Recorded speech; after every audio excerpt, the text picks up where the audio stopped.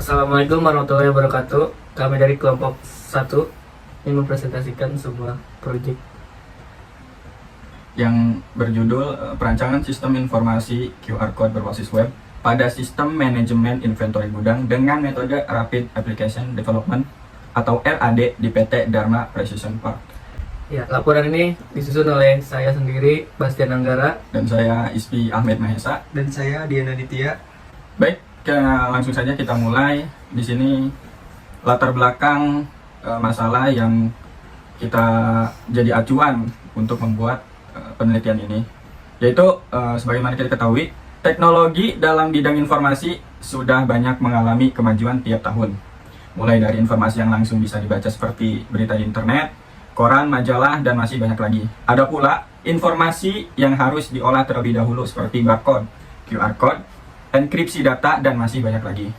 Nah, PT Dharma Precision Part selama ini melakukan inventaris dan pengelolaan data inventaris masih dengan melakukan cara konvensional, yang dimana data setiap inventaris yang ada didata dan dicatat ke dalam buku penomoran dan peletakan hingga berkas yang menumpuk dan memakan waktu dalam pencarian berkas tersebut. Tentu ini sangat kurang efisien sekali. Nah, solusi yang ditawarkan oleh kami selaku peneliti ialah dengan membangun sebuah sistem informasi inventaris untuk mengelola dan melakukan pendataan terhadap inventaris yang ada pada PT Dharma Precision Part.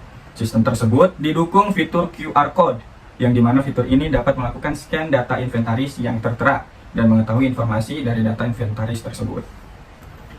Oke, selanjutnya bisa dibantu. Apakah itu barcode?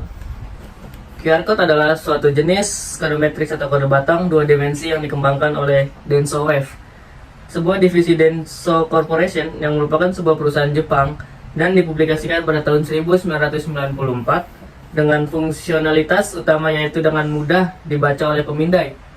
QR merupakan singkatan dari Quick Response atau respon cepat, yang sesuai dengan tujuannya adalah untuk menyampaikan informasi dengan cepat dan merespon yang cepat pula. Ya, selanjutnya metode RAD atau Rapid Application Development. Apa itu metode RAD?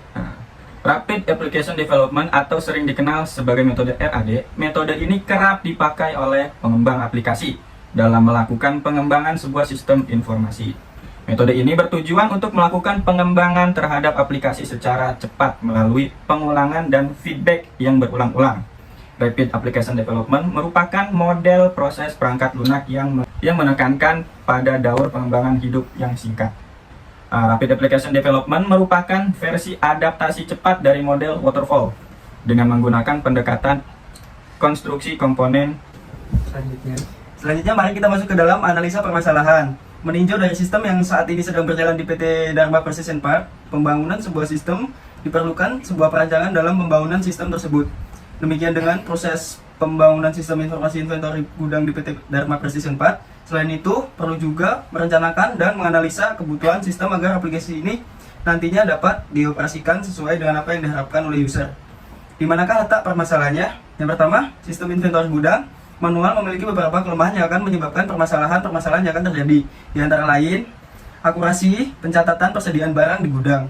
Contohnya, pencatatan persediaan barang dengan cara konvensional sangat rentan terhadap terjadinya kesalahan perhitungan awal, perhitungan stok reguler, atau kesalahan dalam pengambilan pesanan dapat membuat perbedaan yang sangat signifikan dalam perhitungan dan berpengaruh pada manajemen sistem gudang.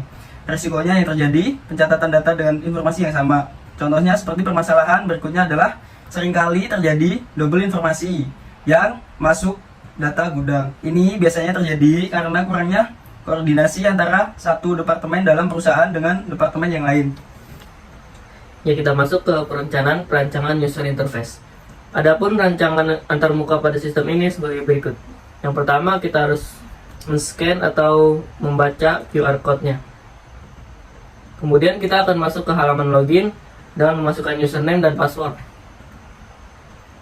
Nah, kemudian kita masuk ke data persediaan barang. Di sini akan terlihat data-data yang telah ada barangnya. Untuk selanjutnya kita masuk ke halaman input barang. Di sini berfungsi sebagai memasukkan jumlah kuantiti barang yang terdapat di gudang. Kemudian kita masuk ke halaman data persediaan barang. Kemudian dari halaman input barang, kita bakalan bisa tahu di halaman data persediaan barang. Seperti ini contohnya. Kemudian kita bisa masuk ke halaman data material mentah dengan memasukkan kode barang, nama barang, kemudian jumlahnya yang ada di gudang. Kemudian selanjutnya kita akan bisa melihat halaman material out atau halaman material yang keluar atau terpakai. Kemudian ada juga halaman formulir laporan. Jadi di sini kita membuat formulir dulu untuk meminta laporan. Kemudian dari formulir permintaan laporan itu akan muncul halaman laporan sebagai berikut, di mana data laporannya berisi kode barang, nama barang, stok awal, jumlah barang, jumlah masuk dan keluar, kemudian ada stok akhir.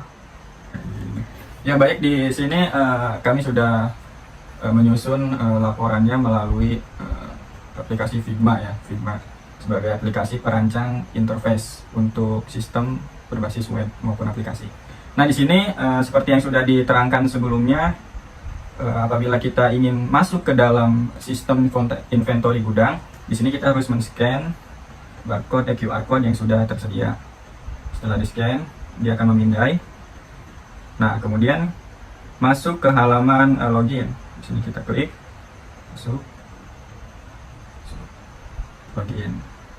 Nah, setelah login, ini akan muncul tampilan layar utama. Di sini ada persediaan data barang. Di sini datanya masih kosong.